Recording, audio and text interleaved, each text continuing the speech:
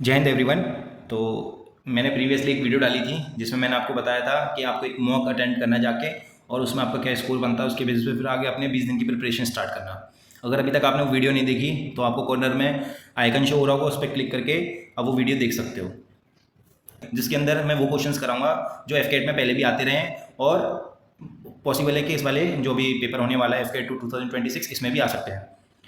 और अगर आपको ये वीडियो देखने के बाद पसंद आती है तो अपने दोस्तों में शेयर करें और कमेंट भी करें अगर कोई डाउट रहता है तो।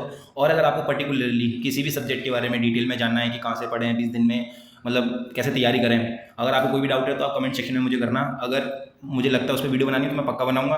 और इतना मैं कह सकता हूँ, अगर मैं उसमें आपको रिसोर्सेज बताऊँगा आपको कहाँ से करना है तो आपकी डेफिनेटली हर एक सब्जेक्ट में मिनिमम 15 to 20 मार्क्स बढ़ेंगे बढ़ेंगे। तो बिना देरी करे शुरू करते हैं। अगर आपको स्पीड धीरे लगे तो आप 1.5 एक्सप्रेस देख सकते हो उसको स्टार्ट करके। तो हम पहला क्वेश्चन करते हैं अपना।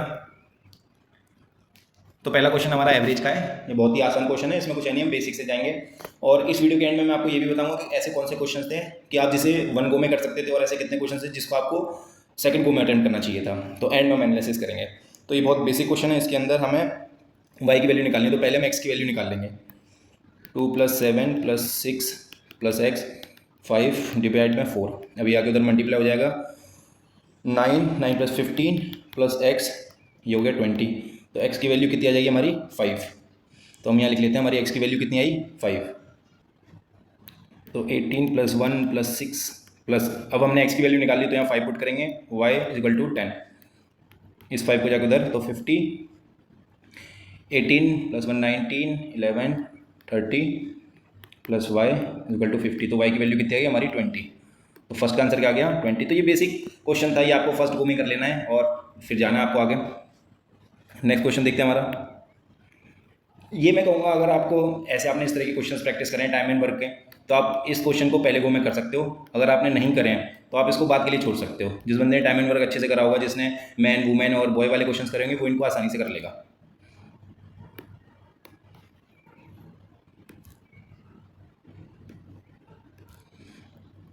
सॉल्व करते हैं इस क्वेश्चन को।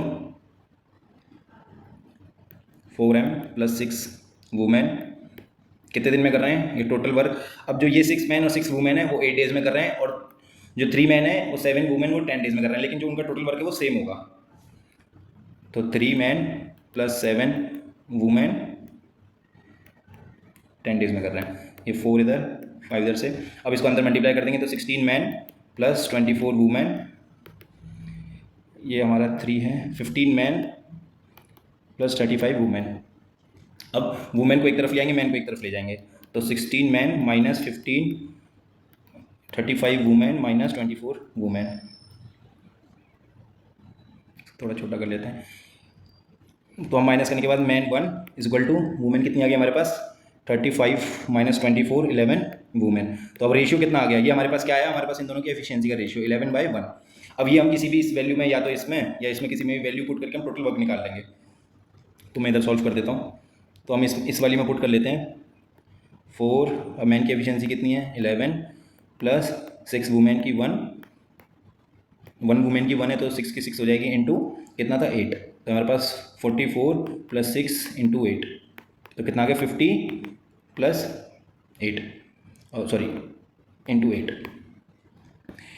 अब हमें निकालना है कितना कि 10 वुमेन्स ने कितने दिन में ये वर्क कंप्लीट किया है। तो बस बेसिक 10 × 1, क्योंकि एक वुमेन की एफिशिएंसी 1 थी तो 10 की भी 10 होगी।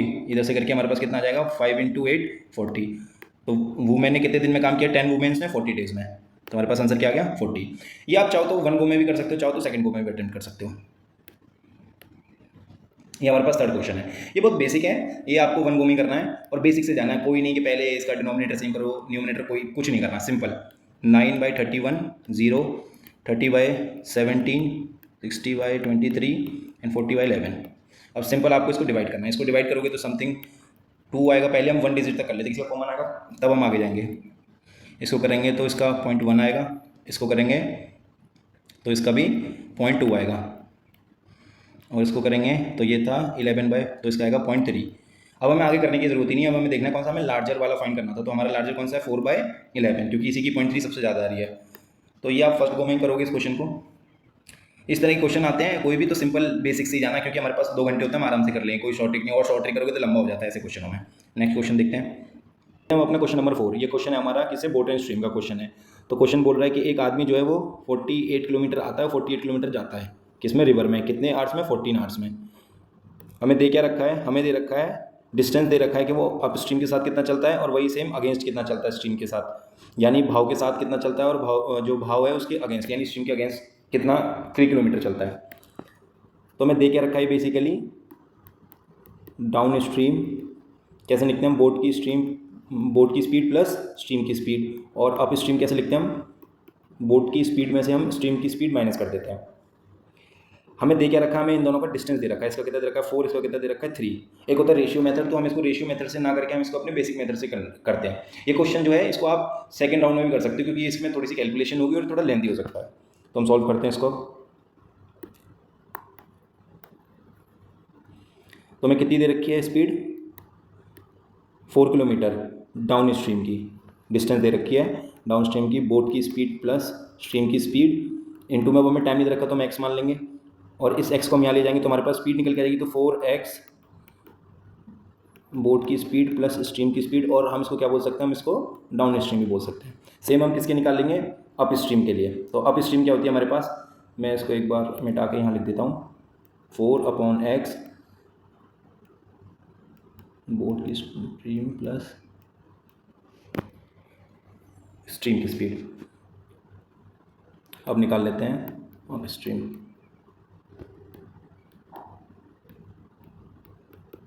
ये कितनी दे रखी है 3, तो इसकी भी हम स्पीड निकाल लेंगे कितनी, इसको x को इधर ले आएंगे तो हो जाएगा 3/x b माइनस एस। तो मैं इसको रब कर देता हूँ 3/x बोट की स्ट्रीम माइनस स्ट्रीम की स्पीड।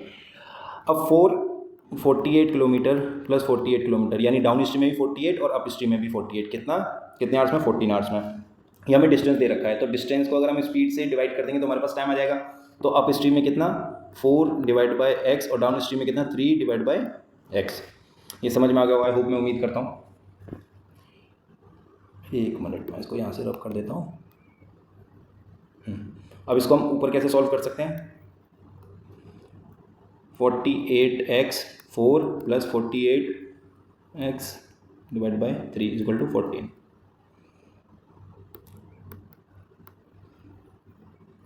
अब इसका एलसीएम ले लेना है, तो 48x into 3 plus 48x into 4 equal to 14। ये कितना आ जाएगा हमारे पास, इसको मल्टीप्लाई करने के बाद 1/44x प्लस इसको करने के बाद कितना आ जाएगा हमारे पास 192x। अब इन दोनों का एलसीएम लिया तो ये कितना आ जाएगा 12, क्योंकि हमने इन दोनों का एलसीएम लिया तभी तो हमने इसको क्रॉस मल्टीप्लाई कर दिया। एक मिनट में पेन का थोड़ा साइज छोटा कर लेता हूँ।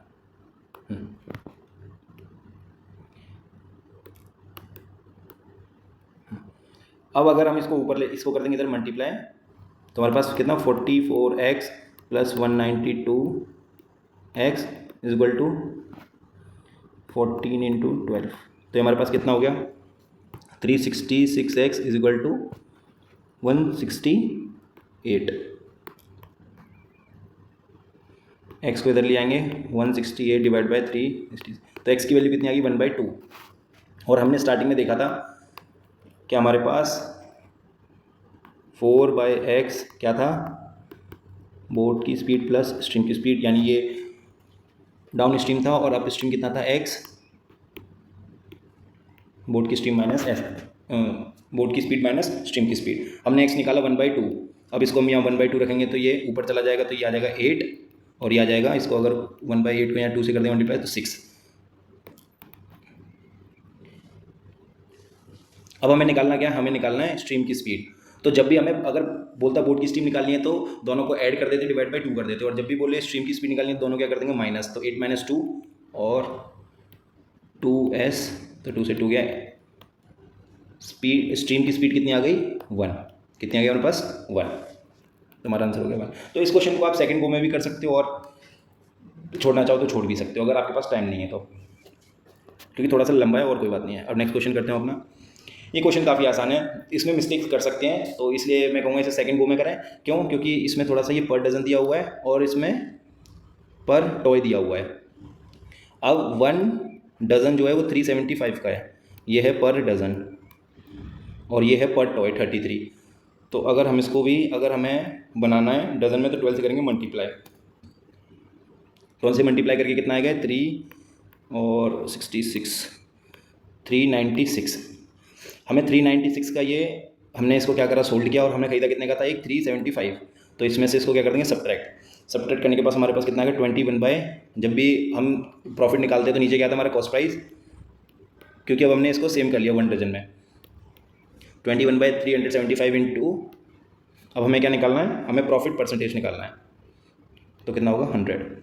इसको 3 से कर लो, 7 या 1 2 5, इसको 4, 25 से ये 5, तो हमारे पास कितना जाएगा? 4 इंटू 28, 7 इंटू 4 28 डिवाइड बाई 5, तो हमारे पास आंसर कितना आएगा?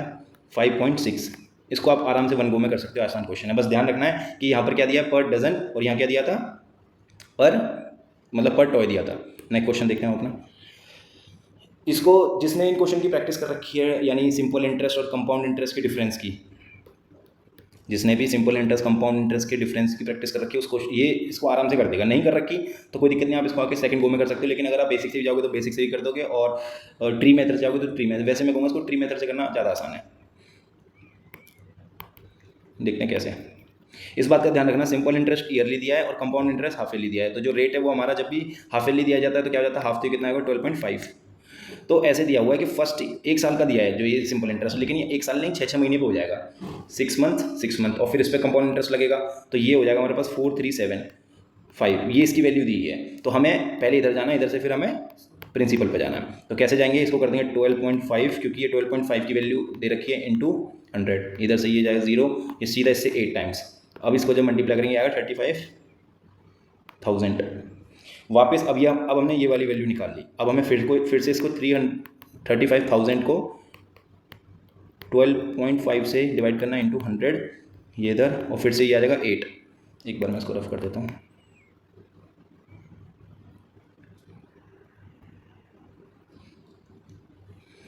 तो 35 इंटू 8 करेंगे जब हमारे पास, तो कितना आएगा? 2,80,000। तो कितना आ गया हमारा प्रिंसिपल? 2,80,000। क्वेश्चन पहले वीडियो पॉज करके आपने खुद से सॉल्व करना है, ना हो तो फिर देखना मैं कैसे सॉल्व कर रहा हूँ। अब देखते हैं नेक्स्ट क्वेश्चन। आई होप यहाँ तक आपको समझ में आ रहा होगा। इसी तरह क्वेश्चन आते हैं, कोई ज़्यादा टफ नहीं आते, बट हाँ थोड़ा सा लैंग्वेज आपकी टफ कर देता है। जैसे अभी डजन वाला क्वेश्चन था, उसमें थोड़ा सा घुमा दिया। 1-2 क्वेश्चन और हैं आगे उस तरह के क्वेश्चन।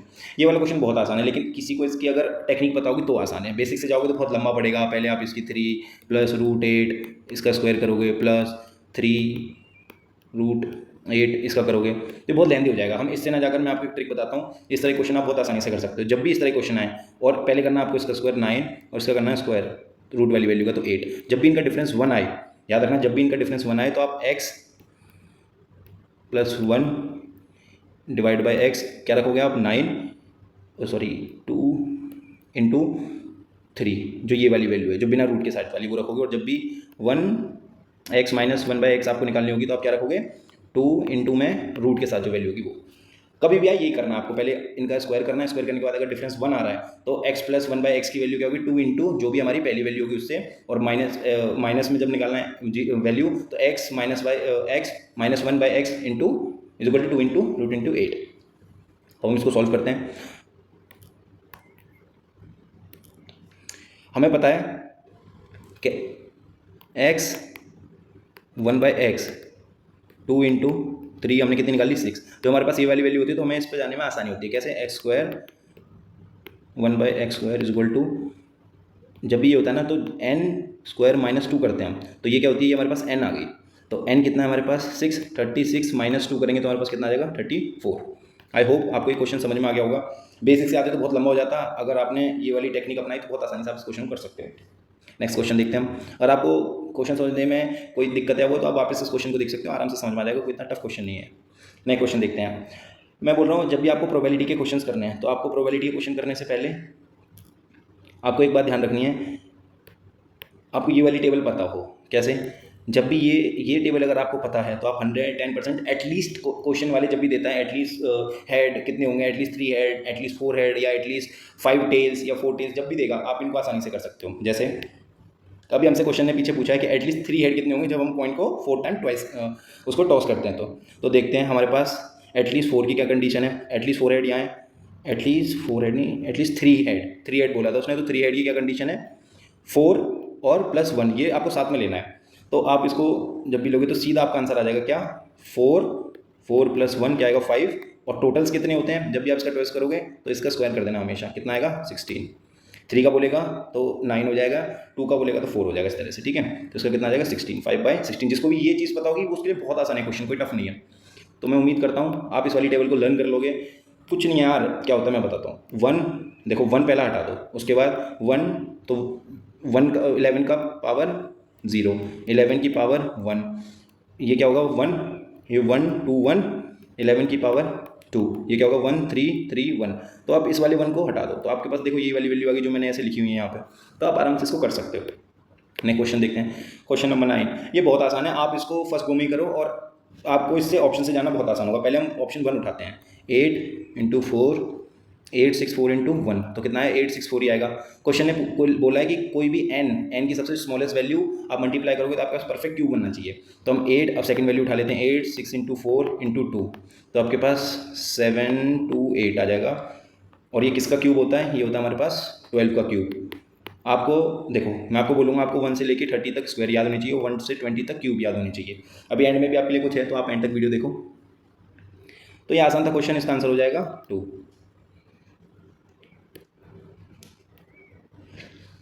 क्लॉक वाला क्वेश्चन इंपॉर्टेंट है, आप इसके लिए एक सिंपल फॉर्मूला याद रखें, r × में 30 - 11/2 × में मिनट। जब भी आपको एंगल पूछा जाए तो r कितना है 4 × 30 - 11/2 मिनट कितनी है 20, तो कितना जाएगा 120 माइनस इसको इससे काटा 10 110, तो कितना आ गया आपके पास 10। तो 10 डिग्री एंगल बनेगा कितना 11 और 20 मिनट्स पर। नेक्स्ट क्वेश्चन देखते हैं, ये भी आसान था।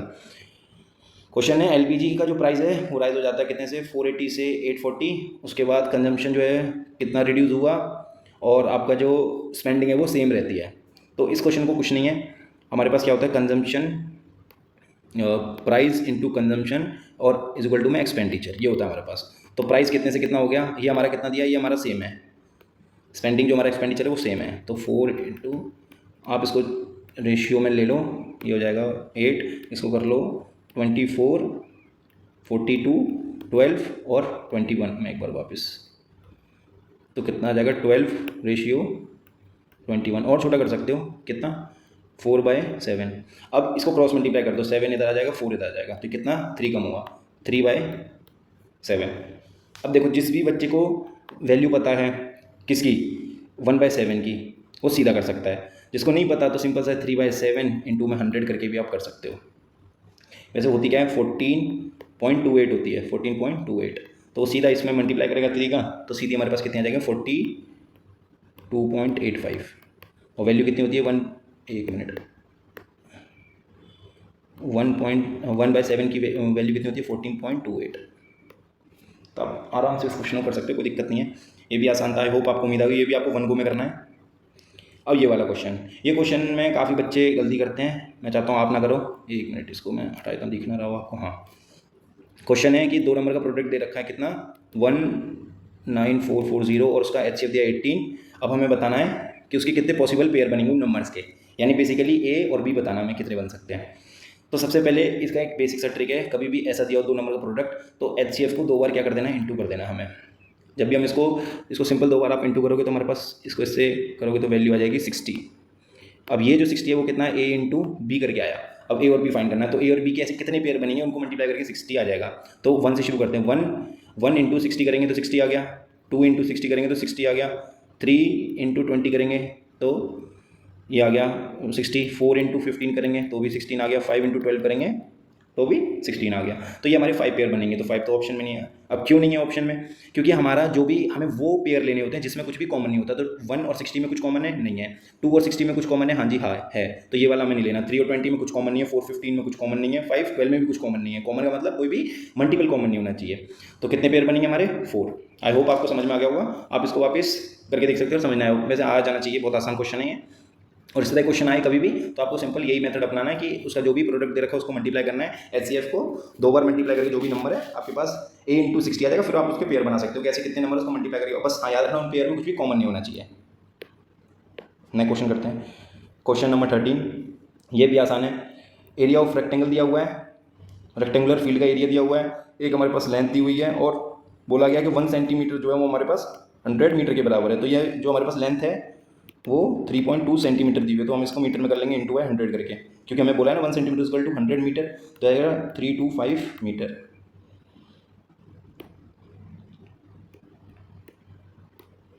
तो हमारे पास लेंथ कितनी आ गई? 325 मीटर। टोटल एरिया कितना था? 25200। अब हमें क्या निकालना है? हमें निकालनी है ब्रेथ। तो हमारे पास क्या होता है? L × B। तो L × B। अब L कितनी हमारे पास? 325 है L। तो हमें ब्रेथ निकालनी है। इसको सीधा आप कट करोगे तो आपके पास कितना आएगा? इसको कर लो आप पहले 5 से, तो ये आ गया 65। ये आ जाएगा 10400। फिर आपको इससे कट करोगे तो ये जाएगा कितने टाइम्स? 13 से करोगे तो ये जाएगा 5 टाइम्स और ये जाएगा 800। तो फिर इसको काटोगे तो ये आएगा 160। तो कितनी होगी इसकी वैल्यू? 160। ये भी आसान क्वेश्चन था, आप इसको भी 1 गो में कर सकते हो। अब ये आ गया हमारे पास ट्रिग्नोमेट्री का क्वेश्चन, हाइट एंड डिस्टेंस का। तो एक पॉइंट है P ग्राउंड लेवल से, यानी ये हमारे पास P पॉइंट है जो कितने डिग्री का एंगल बना रहा है? 30 डिग्री का। और जो टावर की हाइट है, अभी कहाँ दिख रहा है? टावर की हाइट पे दिख रहा है। कितने मीटर है? 100 मीटर इसकी हाइट है। हमें फाइंड करना है कि जो फुट है यहाँ से और यहाँ तक का डिस्टेंस कितना होगा। तो आपको पहली बार ट्रिग्नोमेट्री रेशियोस याद होने चाहिए। तो ये हमारे पास क्या बन रहा है? P/B। P/B का मतलब है 10 30 की वैल्यू निकालनी है। 10 30 कितना होता है? 1/√3। P कितना दे रखा है? 100। हमें B निकालना है, यानी बेस, ये इसका एरिया डिस्टेंस निकालना है। फुट से लेके इस जो ये आदमी खड़ा है यहाँ से लेके P पॉइंट से लेके और बिल्डिंग के पॉइंट तक कितना डिस्टेंस है। तो 100 × √3 ये आ गया बेस। अब रूट यहाँ पे ऐसा तो कुछ है नहीं, तो इन्होंने क्या किया है? इन्होंने √3 की वैल्यू रखी हुई है कितनी? 1.73। तो 100 × 1.73 आप करोगे तो आपको 173 मीटर आ जाएगा। तो ये भी आप 1 गो में कर सकते हो अगर आपने इस तरह के क्वेश्चन की प्रैक्टिस करी है तो। नेक्स्ट क्वेश्चन करते हैं। अब देखते हैं क्वेश्चन नंबर 15। तो क्वेश्चन नंबर 15 में A B C तीनों की हमें क्या दी है? एज दी है। कितनी? 65। B कितना दिया हुआ है? 2/3A। तो हम क्या करेंगे? A + B + C हमें दिया 65। तो हम सब की वैल्यू को एक की वैल्यू में चेंज कर लेंगे, यानी 1% की वैल्यू में।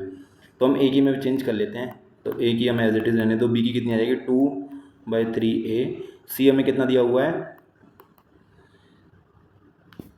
A + 9। तो हम C की रख देंगे A + 9 सीधा सीधा। तो हमने A में, अब हम A की वैल्यू निकालेंगे। A की वैल्यू निकल जाएगी तो बाकी सबकी हमारे पास आ जाएगी। तो पहले इसका एलसीएम ले लेंगे। 3A + 2A + 3A और ये आ गया 27। अब इस 3 को जो एलसीएम लिया है हमने इसको इधर जाके मल्टीप्लाई कर देंगे। ये आ जाएगा 65 × 3, ये आ गया 195। ये टोटल करेंगे आ जाएगा 8A + 27। 8A = 195 - 27। तो आ जाएगा हमारे पास 168। 8A तो A की वैल्यू कितनी आ गई? 168 / 8, ये आ गया हमारे पास 21। हमने A की वैल्यू निकाल ली। अब हम सबकी आसानी से निकाल सकते हैं।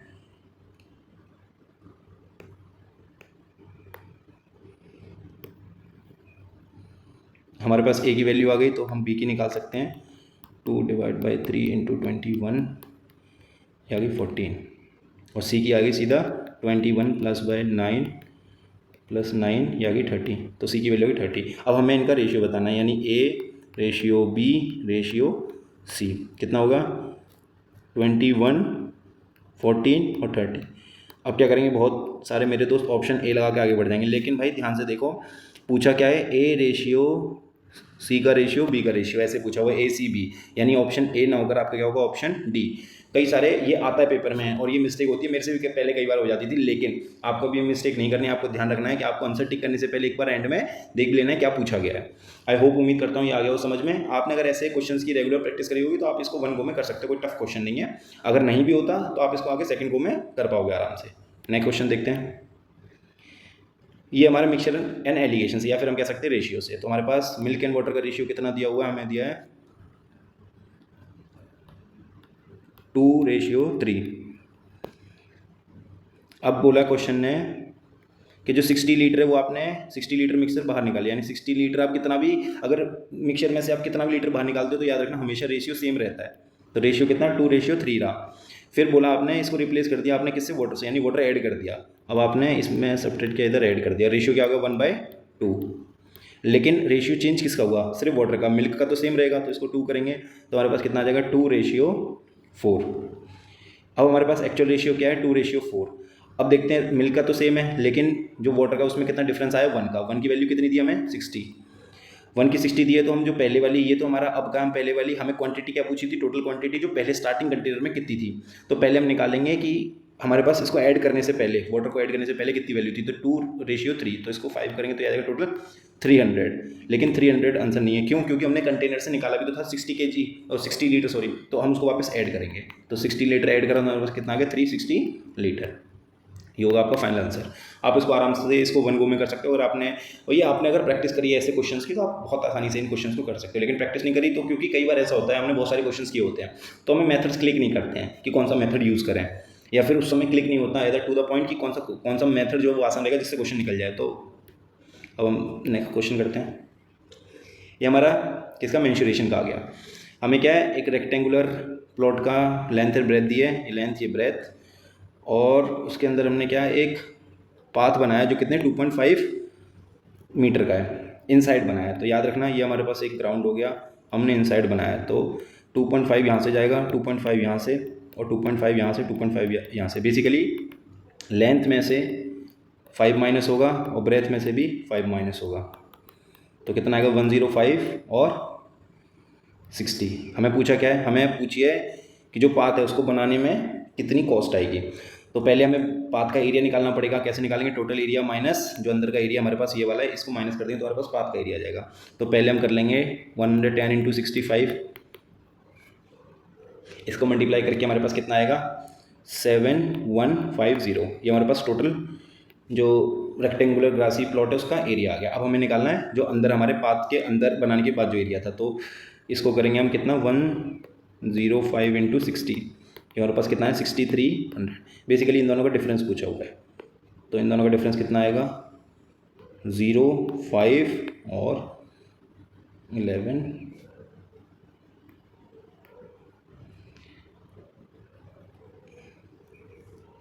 गड़बड़ हो गई क्या,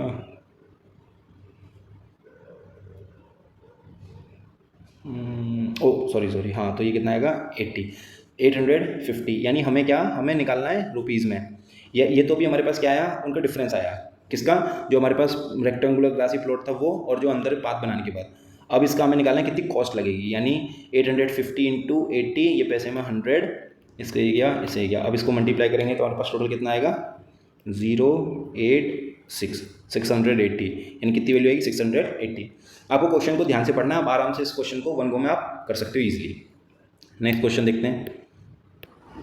इसके अंदर हमें देखना है ये वाला पूरा नंबर जो है वो 72 से डिविजिबल है या नहीं है, और हमें फाइंड करनी है 6x + 7y की वैल्यू, ये रूट में है। तो इसको 2 नंबर में तोड़ लेंगे, 9 और 8 में। हमें 9 और 8 का रूल पता होना चाहिए।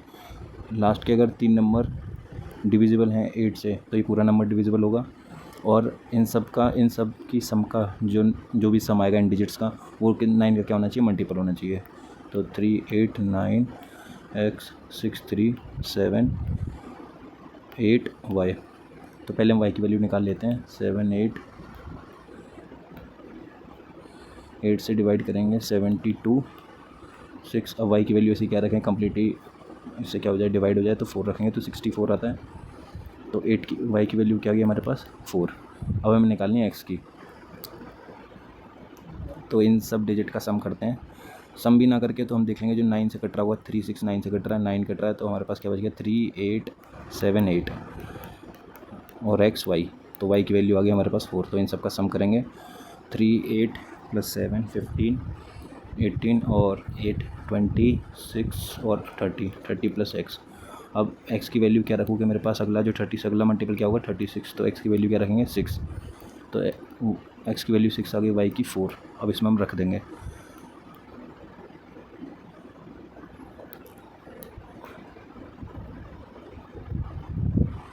तो हम रखेंगे 6 × 6 + 7 × 4, ये होगा 36 + 28, ये रूट में कितना आएगा, ये आएगा 64 यानी 8, तो इसकी वैल्यू क्या होगी हमारी 8। अब क्वेश्चन 19, इस क्वेश्चन के अंदर आपको बेसिकली मोड फाइंड करना है। मोड क्या आएगा, तो इन तीनों का एक रिलेशन होता है मोड 3 मीडियन - 2 मीन। इसको याद कैसे रखना है, याद रखना हमेशा मोड इस तरफ होगा, मीडियन में ज़्यादा अल्फ़ाबेट है तो उसके आगे 3 आता है, मीन में कम है तो 2 आता है। ये बेसिकली एक हिंट टाइप से हो गई, इसको इस तरह से आप मेमोराइज़ कर सकते हो क्योंकि कई बार हम भूल जाते हैं प्रेशर में आके। तो मोड निकालना हमें, तो 3 × मीडियन कितना दिया था हमें 28 - 2 × 30, तो 3 × 28 करेंगे हमारे पास आएगा 84 और 60, तो हमारे पास कितना आ जाएगा आंसर 24 मोड। तो ये हमारा आंसर होगा। इसको आप 1 गो में कर सकते हो, बहुत आसान क्वेश्चन है।